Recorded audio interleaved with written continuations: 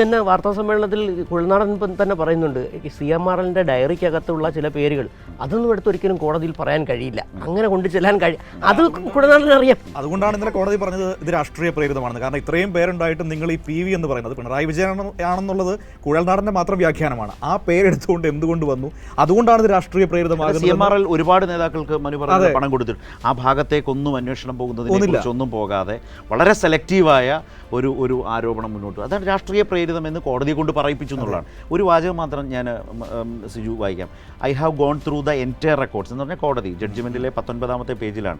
I have gone through the entire records produced by the complainant എന്ന് വെച്ചാൽ ഹർജിക്കാരനായ Mathew Kuzhalnadan produce ചെയ്ത ഹാജരാക്കിയ പൂർണ്ണമായ എല്ലാ രേഖകളിലേക്കും കോടതി പോയി. I have gone through the entire records. I could not find even a single scrap of paper, ഒരു തുണ്ട് പേപ്പർ പോലും.